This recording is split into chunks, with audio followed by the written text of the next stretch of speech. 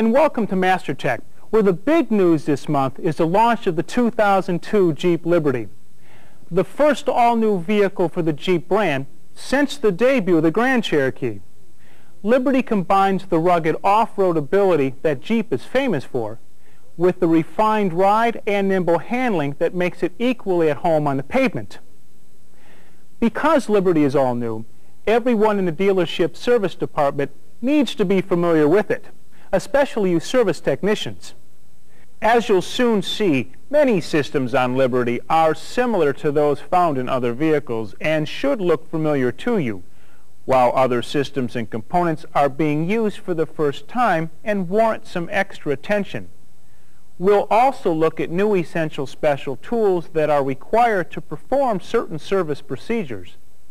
Liberty will be sold in the U.S., Canada, Mexico, and internationally, and the engine and transmission combinations may vary according to the market. Initially, a new 3.7-liter V6 engine with an automatic transmission will be available in all markets. A 5-speed manual transmission with the 3.7 will be offered later. A 2.4-liter inline 4-cylinder engine will have late availability and comes only with a manual transmission. In the international market only, a 2.5-liter 4-cylinder turbo diesel engine will eventually be offered. It will be available with either an automatic or manual transmission. As you might expect, Jeep Liberty uses four-wheel drive to stay true to its go-anywhere roots. Four-wheel drive models are available in all markets, while two-wheel drive versions will be built for sale in the U.S. and Mexico. Let's take a closer look at Jeep Liberty, starting with the engine and related systems. Liberty will initially be launched with just one available engine, the 3.7-liter V6. Although this is an all-new engine, it is similar in design to the 4.7-liter V8 that you've seen in other vehicles. One difference is that the 3.7-liter engine uses a balance shaft that's driven off the timing drive idle sprocket for smooth operation. The 3.7 has a single-plane sealing surface for the front cover. Note that a different type of oil filter is used. It's narrower and longer than other corporate filters. You can check the service information for specific oil type and volume used. Each cylinder head on the 3.7-liter engine has an overhead camshaft and 2 valves per cylinder. Fully isolated stamped steel cylinder head covers are used, different from the magnesium head covers on the 4.7-liter engine. Other components include a composite intake manifold and a coil-on plug ignition system, both of which are similar to those on the 4.7. 2 knock sensors are used to help prevent damage to the engine due to pre-ignition or incomplete combustion. In its cooling system, the 3.7-liter engine uses an inlet side thermostat and long-life coolant. Jeep Liberty has a pressurized coolant reservoir when equipped with the 3.7-liter engine. Watch for an upcoming MasterTech program that'll cover the 3.7-liter engine in depth later this year. New to the Jeep brand is a 2.4-liter 4-cylinder engine, which will be available in Liberty later in the model year. This engine is similar to the 2.4-liter used in some cars and minivans, but has many important differences due to it being longitudinally mounted. The 2.5-liter 4-cylinder turbo diesel engine that'll be available later in the international market is similar to the previous 2.5 diesel, but with many enhancements.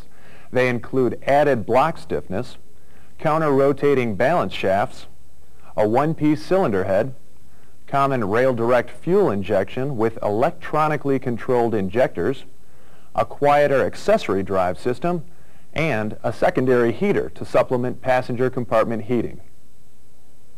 MasterTech will keep you updated with further information about these engines as it becomes available. Let's look at some other new parts used in Jeep Liberty. An engine cradle supports not only the engine, but the axle and steering and suspension components as well. The engine cradle is fully isolated to reduce noise, vibration, and harshness. When the oil filter is removed, a trough that bolts to the engine cradle directs draining engine oil to an opening in the skid plate on four-wheel drive vehicles. As this cutaway model shows, Jeep Liberty has a new fuel delivery system that includes a fuel pump assembly that's different than those you're used to seeing. It consists of two main pieces, the upper tank flange and the fuel pump module, which are connected by fuel lines and a wiring harness. The pump module is rectangular and uses spring clips to lock into slots molded into the bottom of the tank. The level sending unit is part of the pump assembly, but it can be removed for service. Other separately serviceable components on the fuel pump assembly include the inlet filter on the pump and the pressure regulator located on the bottom of the tank flange. Another feature of Liberty that makes servicing fuel delivery system components easier is an access panel that eliminates the need to drop the fuel tank. The access panel is located directly above the fuel pump assembly in the vehicle's rear cargo area. Refer to the service information for the details on the procedure for removing the panel. If you're servicing any part on the upper tank flange, draining the fuel tank is not necessary. If you need to get to the pump module, though, you'll first need to drain the tank and disconnect the tank flange. To remove the fuel pump module, reach into the tank through the access panel and push on the plastic release tab while sliding it upward. Then, slide the pump module out of the slots and lift it out of the tank. A secondary fuel filter at the front of the tank is also accessible through the panel.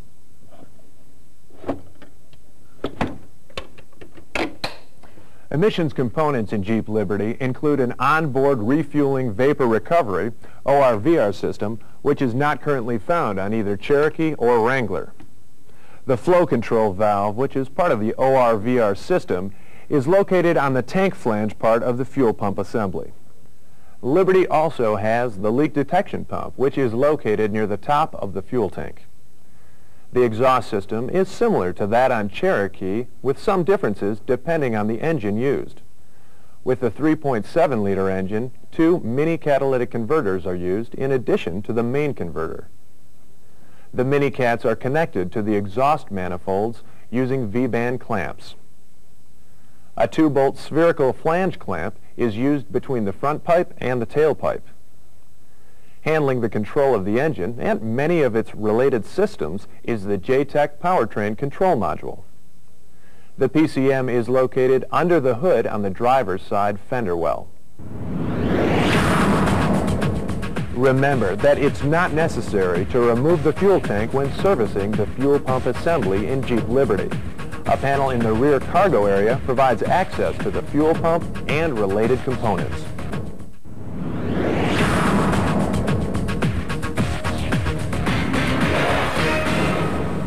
The automatic transmission available in Jeep Liberty is the 45 RFE multi-speed automatic. The E-TEX 4A transmission control module is located under the hood on the passenger's side fender well. Like most other transmissions and transaxles, the 45 RFE uses ATF +4 fluid. Be sure to consult the service information for volume and other specifics. The NV3550 5-speed manual transmission is available with the 3.7-liter engine. This transmission is essentially the same as the one used in Cherokee and Wrangler. It features a reverse lockout that prevents accidentally shifting into reverse and a new clutch disc used with the 3.7-liter engine. The NV1500 5-speed manual will be available later with the 2.4-liter 4-cylinder engine. The transfer cases used in Jeep Liberty should look familiar to you. The NV231 Command Track is available in all markets, while the NV242 Select Track is offered in all markets except Mexico. Both transfer cases are similar to those found on Jeep Cherokee, but you should know that they each have a new 5-position transfer case position sensor, which is serviced as a replacement part.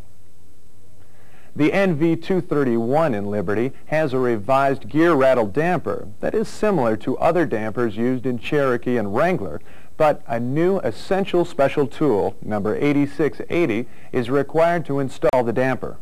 The The NV231 also has a clutch starter interlock defeat feature while in four-wheel drive low, so keep that in mind.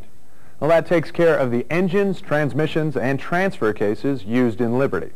Next, we're going to look at the axles, suspension, and steering.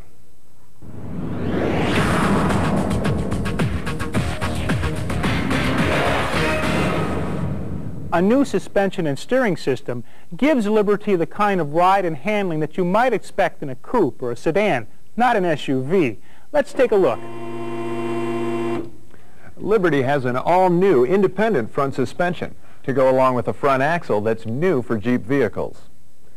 The 186 FIA front axle has an aluminum housing that's supported by the engine cradle. Half shafts are used to drive the front wheels, and double offset constant velocity joints are used on the inboard sides. There are three new essential special tools for the Liberty front axle. Number 8804 is a gauge block for setting pinion depth, and numbers 8805 and 8806 are installers for the axle shaft bearings and seals. Liberty is the first Jeep vehicle to use an independent front suspension. It's a short long arm type with coilover shocks and features forged steel upper control arms, cast iron lower control arms, and cast iron steering knuckles. Adjustment cams are included for setting caster and camber, and toe is also adjustable. The upper and lower ball joints are pre-lubricated and sealed. There are no grease fittings. The use of an independent front suspension led to another first for Jeep vehicles, power-assisted rack and pinion steering. This steering system is similar to those used on Dodge Durango and Dakota, and also has sealed, lubed-for-life linkage pivot points. You're probably already familiar with the rear axles used on Liberty. Depending on the powertrain, Liberty will have either the corporate 8 1/4 inch rear axle or the 194 RBI axle. The link coil solid axle rear suspension is essentially the same as that used in Grand Cherokee, so it should be familiar to you as well. Refer to the February 1997 Master Tech that covered front and rear axle service and the October 1999 program on axle diagnosis, as many of Liberty's axle setup and service procedures are similar to those detailed in these programs. Keep in mind that adjustment cams for setting caster and camber are already installed on Jeep Liberty's front suspension.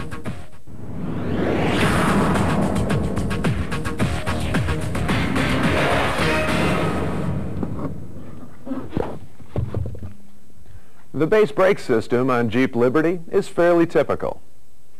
Disc-type brakes with dual piston calipers in the front and drum-type brakes for the rear wheels. A brake fluid level switch on the master cylinder is monitored by the mechanical instrument cluster. Liberty's anti-lock braking system is the Tevis Mark 20E, which uses 3 magneto-resistive wheel speed sensors. There's one wheel speed sensor for each front wheel. The tone wheels are integral with the front hubs. A single speed sensor for the rear wheels is mounted on top of the rear differential and uses a tone wheel on the ring gear carrier. This rear wheel speed sensor also provides vehicle speed data even on vehicles without ABS. As you'll see later in the program, this sensor's signal is monitored by the body control module. Under the hood is the ABS Integrated Control Unit, or ICU, which consists of the controller anti-lock brake, or cab, and the hydraulic control unit. The cab contains software for electronic brake distribution, which eliminates the need for a proportioning valve.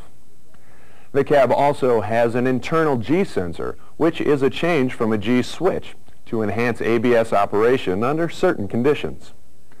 That covers Liberty's axles, steering, suspension, and brakes. We'll cover its interior and exterior body features next.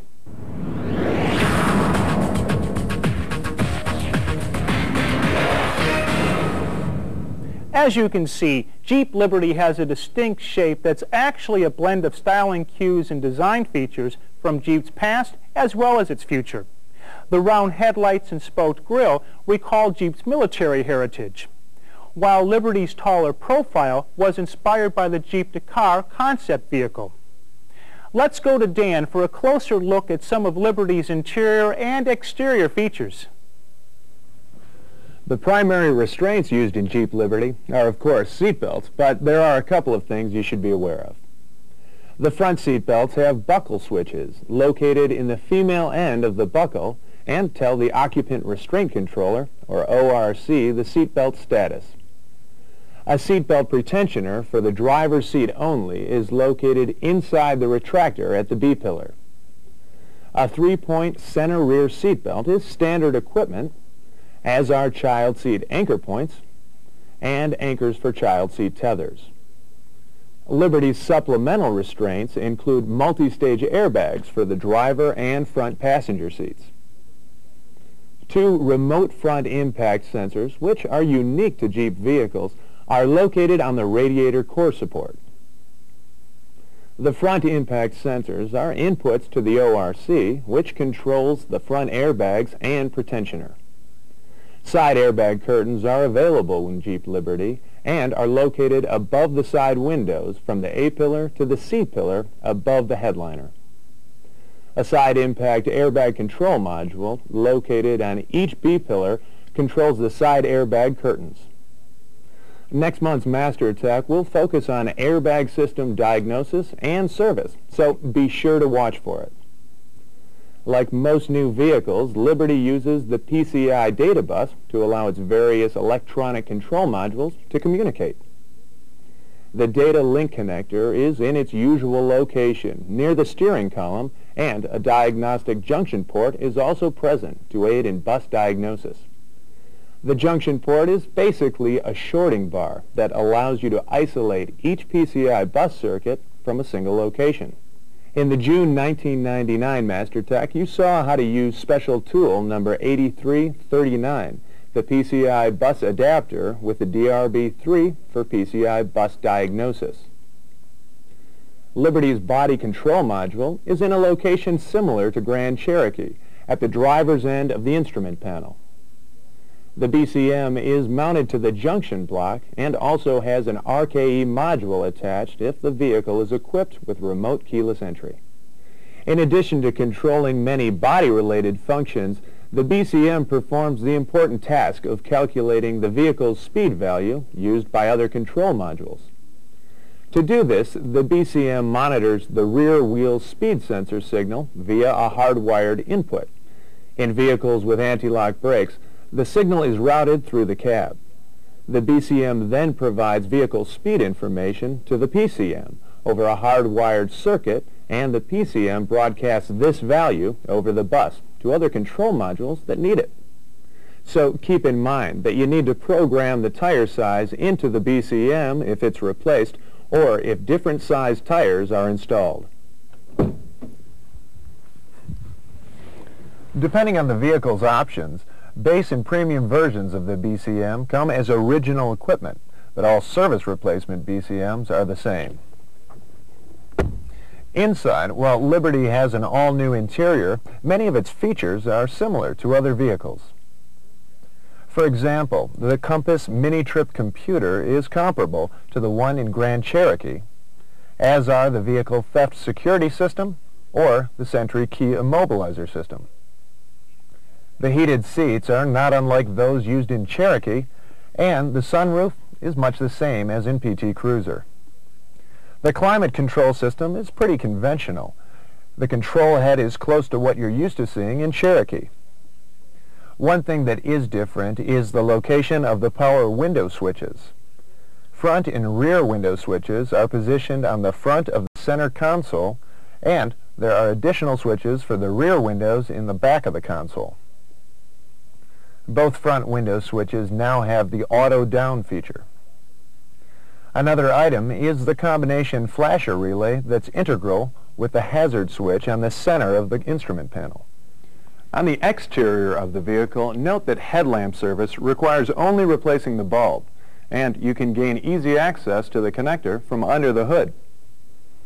Also, be aware that there's a single bidirectional washer fluid pump used for both the front and rear windshield washers. Jeep Liberty has a unique new swing-out gate and flipper glass. Let's take a quick look at how it works. A single handle is used to open both electric latches for the gate and glass. The handle has a detent to separate functions. With the handle unlocked, pull it to the first position to open the flipper glass independently of the swing gate, or pull it farther to open the gate. With the gate and glass closed, pulling the handle to the second position simultaneously unlatches both. You should take note that the gate must be closed before the glass, which is different than on Jeep Wrangler. Inserting the key and turning it counterclockwise unlatches only the glass. The flipper glass can also be opened with the arcade transmitter if the vehicle is equipped with remote keyless entry. Also, remember that the BCM delays unlatching the swing gate and flipper glass until the rear wiper is parked. As far as service goes, the latch mechanisms are accessible by removing the gate's interior trim panel. Also, the rear strut pivots are bonded with adhesive to the glass, not bolted. On the rear of the gate is a full-size spare tire, and one of the 3 mounting bolts requires a special wrench for removal. A jack and tire changing tools are attached to the floor under the front of the right rear passenger seat. Inside the rear cargo area, the trailer tow wiring harness, if equipped, is located behind the right quarter trim. There's also an auxiliary power outlet on the right side of the cargo area. Consult the appropriate service information for details on specific procedures regarding Jeep Liberty. Look for upcoming instructor-led training courses that cover Jeep Liberty, including Jeep Body Electrical, course number 0641316, 3.7-liter and 4.7-liter engines, number 0141008, and a passive restraint update, course number 0630108. Also, be sure to watch future Master Tech programs that'll provide up-to-date information on Liberty and other new models as well. Well, that wraps up this month's look at Jeep Liberty. This newest Jeep is sure to be popular, and now you have the information you need to service it properly. Thanks for watching.